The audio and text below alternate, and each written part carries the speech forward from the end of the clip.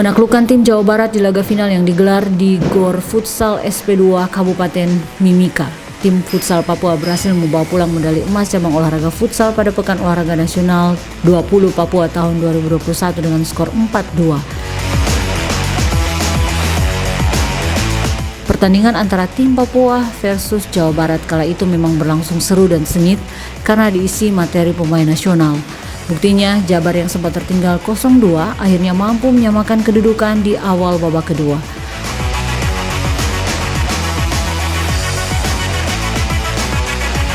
Untungnya mental juara dan faktor tuan rumah membuat tim Papua bangkit dan menambah 2 gol hingga peluit panjang berbunyi.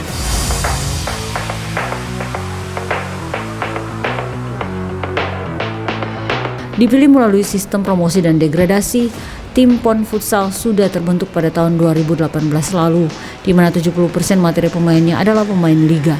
Ini membuat tim Papua menjadi tim kuat dan tentu saja berpengalaman, di mana faktor tersebut yang kemudian mengantarkan tim ini ke final, tentu saja ditambah dengan kerjasama serta kerja keras semua anggota tim.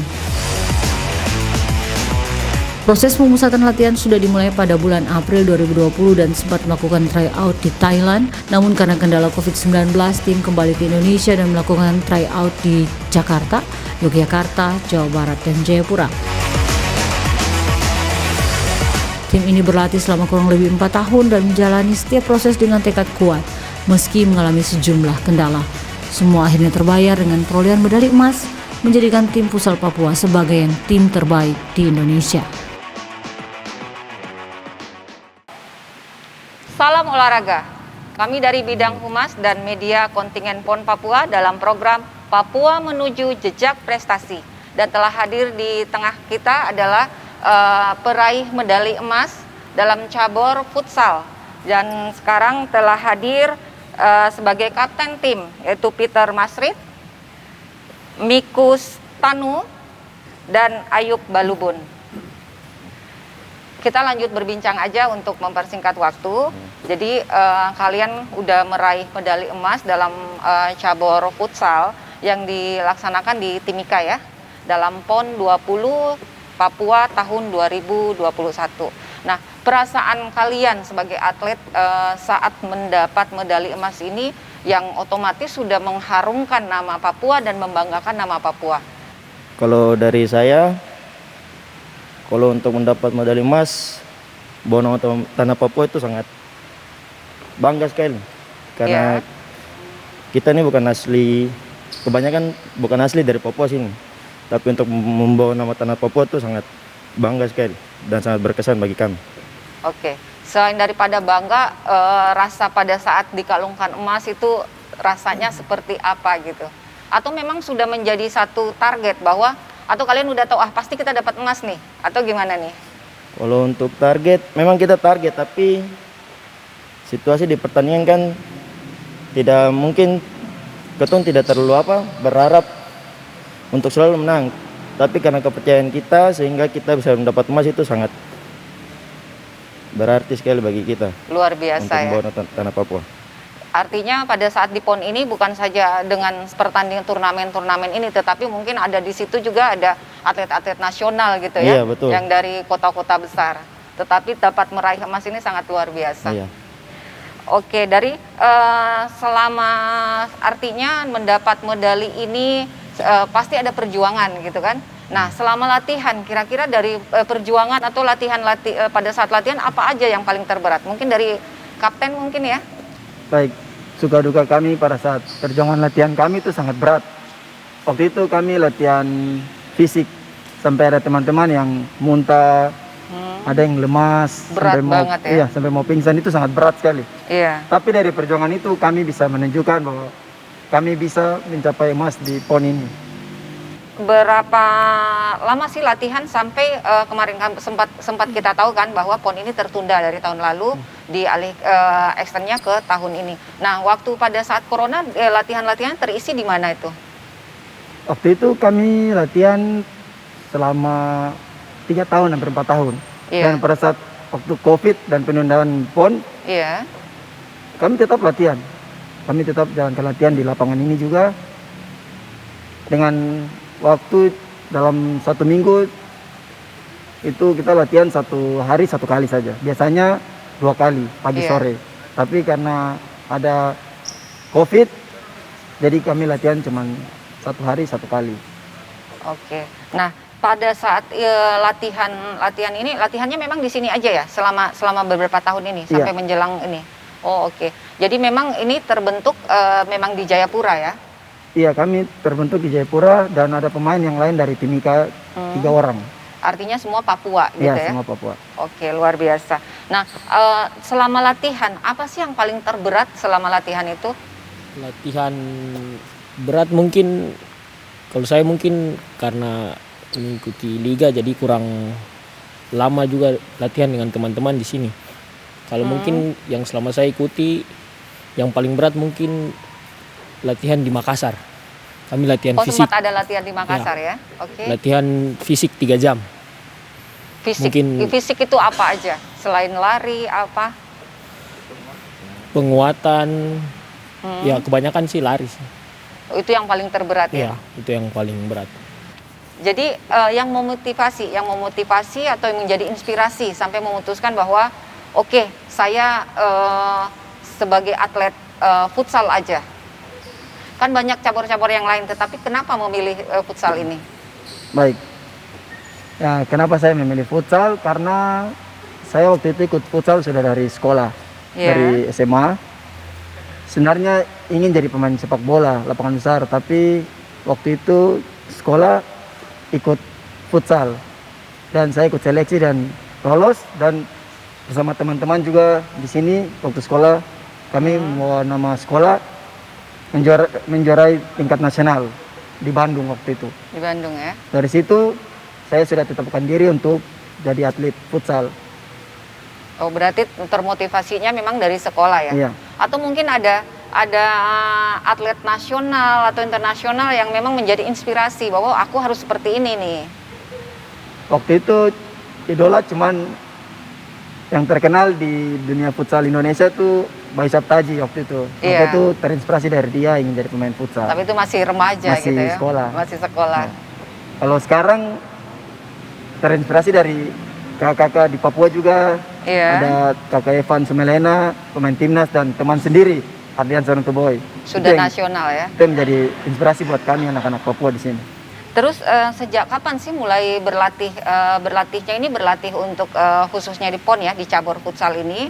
Berlatih kalau kemarin-kemarin mungkin ini sambil main. Tapi berlatih seriusnya untuk menjelang PON ini sejak kapan dan hal menarik apa yang ada dalam futsal ini? Kalau latihan khusus itu latihan pada waktu itu kami semua dipilih, diseleksi dari Liga Nusantara. Oh, memang dari ada tim penyeleksi gitu ya? Iya, waktu itu 2018. Hmm. Dan kami banyak juga yang dipilih dari situ, dari Liga Nusantara, dan teman-teman yang lain sudah ada yang main di Liga Indonesia waktu itu. Jadi kami dibentuk dari situ, kami dipilih dan menjadi satu tim sampai sekarang.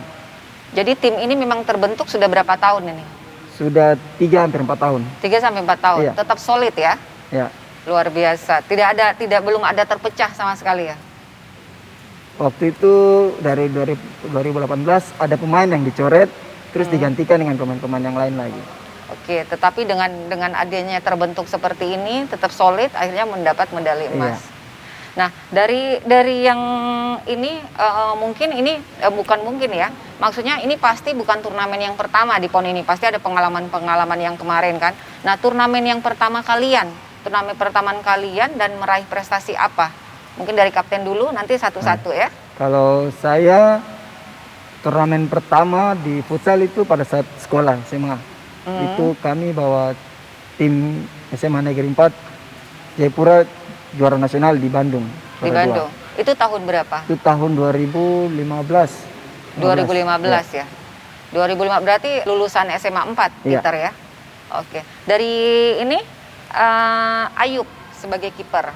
Turnamen Kalau pertama saya- dan meraih prestasi apa? Prestasi pertama sama dan junior. Kalau saya dari turnamen nasional Pokari 2014, 2015, terus juara Liga Nusantara itu sangat berkesan Oh, ya. sekali bagi saya. Turnamennya sama dengan Sama, kapten dengan- ya? Oh, oke. kalau dari Mikus, ini kayaknya umur kalian sama ya? Iya. Jadi seangkatan semua ya? Oke. Dari Mikus sendiri? Saya sama juga. Sama Kami juara nasional di Bandung tahun 2014 dan 2015. Oh, jadi turnamennya sama. Jadi kalian ini memang satu grup yang dari sejak SMA ya? Ya, kami sampai dengan sekarang. satu sekolah, satu angkatan. Oke. Nah, selain daripada turnamen yang pertama dan prestasi kalian, pasti beberapa turnamen itu pasti ada yang paling berkesan atau mungkin ada yang sangat dalam banget memorinya kan? Nah, itu di mana itu turnamennya? Kalau saya selain itu mungkin paling berkesan buat saya juara Liga Futsal Indonesia tahun 2020. 2020 tahun lalu ya? Ya, bermain dengan Black Steel Manokwari. Itu kesan yang paling ini ya. Kesannya. Kalau dari kiper sama juga Saya Liga Futsal Nusantara 2018. 2018. Itu kesannya karena apa? Karena sebelumnya kita ikut tapi kita kalah 5-0 di 8 besar. Terus Ya, sehingga kita tidak lolos Liga Futsal Indonesia. Tapi di 2018 kita bisa juara 1. luar biasa. Itu yang paling berkesan ya. Dari kapten. Ya, kalau saya juga sama seperti teman kiper Ayub. Iya. Yang paling berkesan waktu itu bagi saya Liga Nusantara 2018. Itu sangat berkesan karena kami tim Papua yang pertama yang juara dalam Liga Nusantara itu. Artinya putra-putri Papua Iya. yang bermain di luar kandang gitu ya. Iya. Bisa meraih juara 1 ya. Iya. Di samping daripada suatu kebanggaan udah mengharumkan nama Papua, pastinya ada cerita mungkin ada suka duka dari dukungan keluarga sebelum kalian memutuskan untuk menjadi atlet futsal ini. Mungkin cerita disingkat dari Pak Kapten duluan ya. Nah, kalau saya mungkin cerita saya singkat saja karena keluarga mendukung saya untuk ikut futsal ini dari Iya. sekolah sampai sekarang. Dan saya yakin saya bisa berprestasi di futsal. Oke. Mungkin kita lanjut ini dari medali kalian. Medali kalian ini dipersembahkan untuk siapa? Diwakili dari kiper aja. Kalau medali ini mungkin untuk saya punya keluarga besar semua, untuk masyarakat Papua dan untuk anak-anak futsal, supaya ini motivasi untuk dong lebih maju lagi daripada kita. Ya, semangat gitu ya. Semangat, lebih semangat lagi. Oke, kalau pastinya kan tentunya ada bonus ya. Nah, bonus ini dipersembahkan untuk siapa? Mungkin dari Mikus ya? Kalau bonus mungkin saya persembahkan untuk keluarga, orang tua mungkin lebih khususnya, karena mereka selalu dukung saya 100%. Dimanapun saya bermain, saya selalu disupport 100% dari bapak dan mama. Oke. Dah, terakhir tentunya kalian ini adalah putra-putri kebanggaan dari Papua yang sudah mengharumkan dan membanggakan nama Papua dengan membawa medali emas dalam PON 20 dan kebetulan kita sebagai tuan rumah di PON 20 ini. Nah, diwakili oleh kapten untuk memberikan motivasi kepada teman-teman di Papua, generasi-generasi muda untuk bisa berprestasi lagi di bidangnya masing-masing. Ya. Baik, kalau saya mungkin motivasi buat adik-adik, teman-teman, mungkin jangan sampai patah menyerah. Ya. Harus fokus terus di latihan, jangan ikut hal-hal yang negatif di luar seperti mabuk-mabuk. Lebih baik latihan saja, karena banyak turnamen yang membuat prestasi kita semakin baik. Dan telah hadir bersama kami asisten pelatih yaitu Pak Efrain Helan di cabur futsal dan dapat meraih emas. Kita singkat aja Pak, proses pelatihan dari atlet menghadapi PON ini seperti apa? Bisa diceritakan singkat?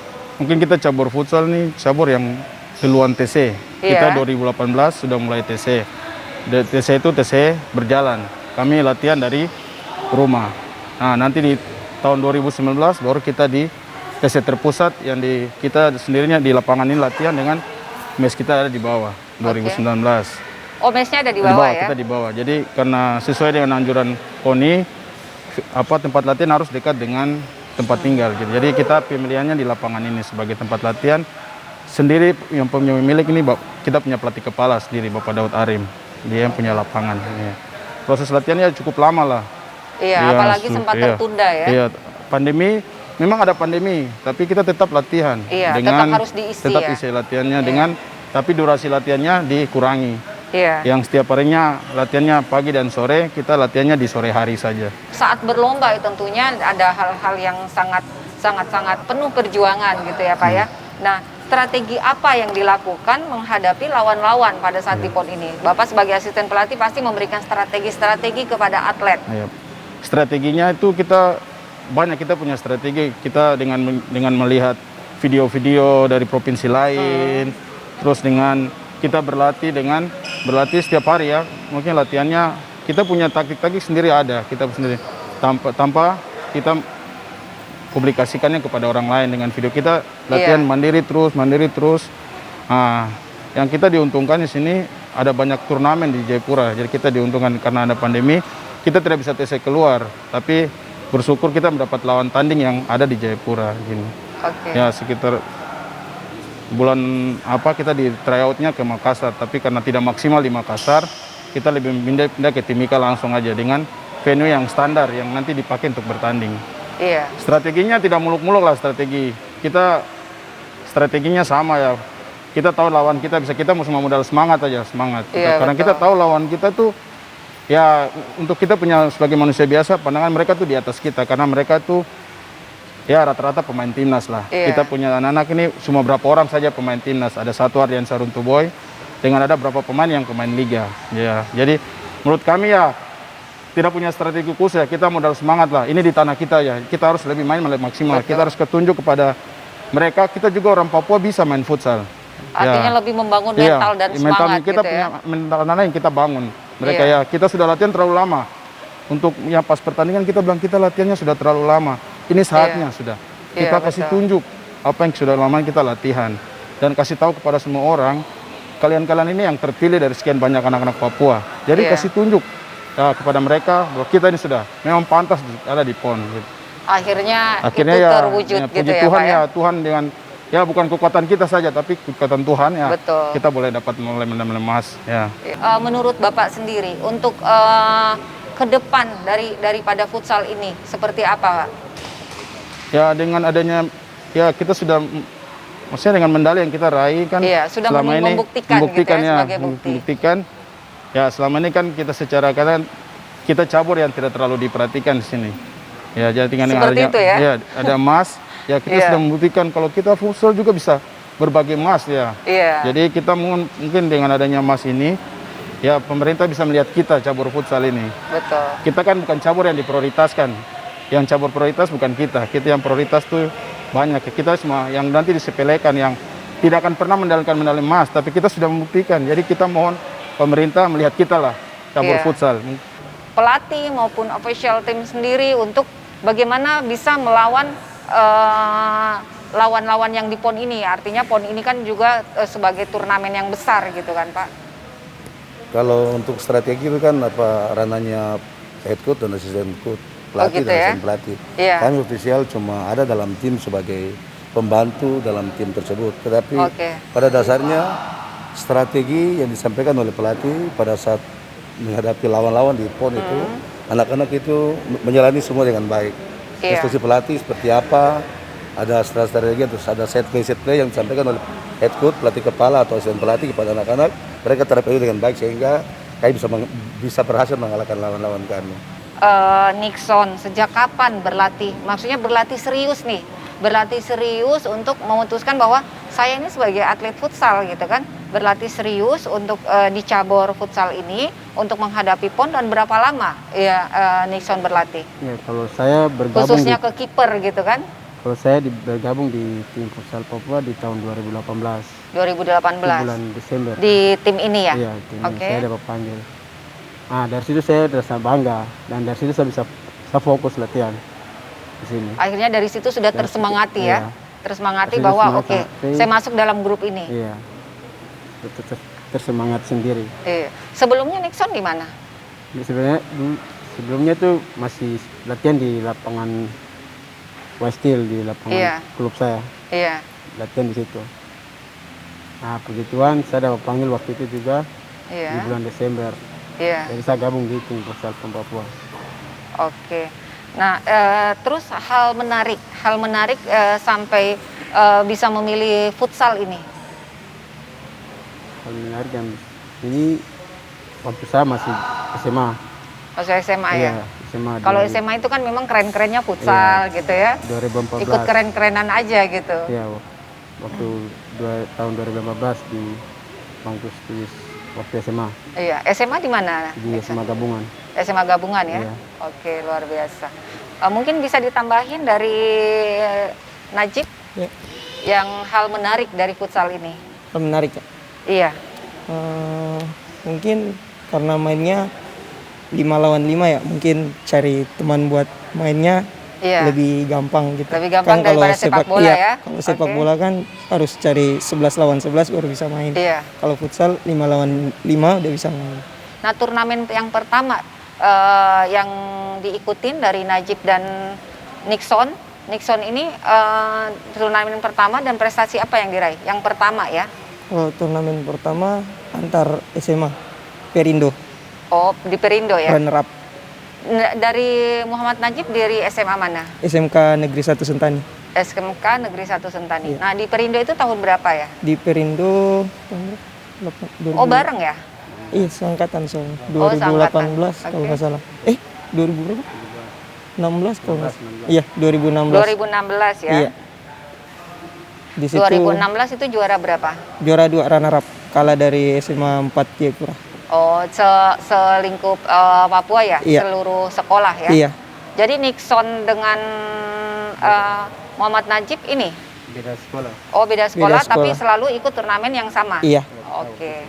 Selama pelatihan tentunya Bapak tahu ya, ada tantangan, permasalahan, suka duka yang dihadapi atlet maupun tim official maupun pelatih. Nah, kira-kira tantangan dan suka duka itu seperti apa, Pak? Bisa diceritain? Kalau suka duka dalam latihan selama kita TC banyak sih. Iya. Suka duka yang kami alami, terkadang kami kendala dengan peralatan latihan. Iya. Yang kami kurang lebih kita latihan 3 tahun itu tanpa peralatan diberikan oleh KONI maupun Aspro untuk kami berlatih. Kami berlatih dengan apa adanya. Iya. Nah, terus kemudian ada suka duka lagi yang kami dengan anak-anak sering ya tanpa sengaja bertengkar, artinya bertengkar dengan anak-anak dengan misalkan kami Miss internal ya seperti internal, itu ya, Pak, ya? tapi Iya. itu cuma sebatas ya dalam latihan saja. Kemudian kita kalau suka itu banyak sekali. Ada yang kami dalam latihan, kemudian kami mengikuti turnamen-turnamen yang dalam lingkungan Kota Jayapura, kami menjuarai turnamen-turnamen kecil. Itu ada suka-suka kami rasakan, ada meraih piala, hadiah bersama-sama dengan anak-anak ini. Artinya semua tantangan, semua suka duka, perjuangan akhirnya terbayarkan dengan kemenangan gitu ya, Pak ya. Iya. Kita mungkin kembali kepada atlet lagi. Nah, selain daripada turnamen yang pertama, pastinya ada turnamen yang berkesan atau mungkin yang paling berkesan di PON ini atau gimana? Turnamen yang paling berkesan? Yang paling berkesan sih menurut saya yang PON ini ya. PON ini ya? Final, iya. Iya. Karena perjuangannya panjang gitu ya. Ada waktu tertunda lagi, ada ini. Oke. Dari Nixon sendiri, yang paling berkesan? Iya, paling berkesan memang dari PON. Dari PON ya, di PON ini ya. Kebanyakan kita semua ada yang mungkin ada beberapa orang sudah pernah ikut PON, tapi kita yang baru-baru nih, pas baru merasakan PON ini di Papua ini, kita semua macam pas pembukaan tur semua rasa ada yang rasa sedih karena pertama kali main di PON. Gitu ya. Terharu bisa main di PON. Iya. Dan puji Tuhan kami bisa juara dan bisa mendapatkan hasil yang baik. Iya. Kalau dukungan keluarga sendiri untuk kalian bisa memutuskan bahwa saya pokoknya terjun sebagai atlet futsal aja deh. Nah, itu dukungan keluarganya seperti apa? Kalau dari keluarga tetap biasa berdoa buat mendukung ya. Mendukung. Oke, kalau Najib sendiri? Kalau keluarga sih sering support. Soalnya apa ya? Kalau nggak ada yang dikerjain lagi sih selain ini atlet. Iya. Iya. Soalnya fokus ke atlet dulu. Fokus di atlet ini aja ya. Jadi benar-benar udah target profesional gitu ya. Iya. Oke. Kita kembali ke Pak Petrus Somelena sebagai official team. Nah, setidaknya tidak gampang meraih satu kemenangan, apalagi medali emas dalam turnamen besar PON 2020 di tanah Papua ini 2021. Nah, kira-kira menurut Bapak karakteristik dan kekuatan dari atlet khususnya di futsal ini apa sih Pak sampai bisa meraih emas ini? Saya lihat dari anak-anak ini modal semangatnya yang tinggi. Semangat juang ya. Semangat juang yang tinggi. Iya. Kalau taktik, teknik, saya kira semua tim juga latihan. Iya. Tapi saya bangga ketika kami ada di Timika, kami bertanding mulai dari lawan Sumut sampai terakhir lawan Jawa Barat. Modal semangat yang anak-anak miliki yang mereka punya modal semangat juang yang paling tinggi. Iya. Sampai terharu gitu ya Pak ya. Terharu gitu. Nah kalau untuk ini pastinya kan ada bonus. Nah bonus persembahkan untuk siapa nih Nixon? Pertama di gereja dulu. Oh gereja ya, luar biasa. Sangat salut kita kepada Nixon. Gereja dan selanjutnya diatur oleh orang tua. Dari Muhammad Najib? Ya pertama buat orang tua rencana mau naikkan haji orang tua. Amin. Iya. Sangat mulia semua ya Pak ya anak-anak muda ini ya. Harapan dan rencana ke depan sebagai atlet futsal untuk Najib dan Nixon mewakili teman-teman. Harapannya sih mungkin mudah-mudahan yang masuk tim Papua ini bisa main di Liga Pro buat tahun depan. Tahun depan ya, Liga Pro. Oke, amin. Kita doakan sama-sama ya dan kita support. Mungkin ada tambahan dari Nixon? Sama saya dengan Najib. Sama dengan ini ya, karena satu tim ya. Jadi mengikuti lagi. Atau mungkin ada keinginan yang lain lagi? Kalau keinginan sementara saya kan masih kuliah, jadi pasti mungkin saya selesaikan kuliah dulu. Iya, disambil ini ya. Oke. Mungkin kita ke Pak Petrus Somelena. Potensi ke depan untuk cabur futsal ini menurut Bapak ini seperti apa?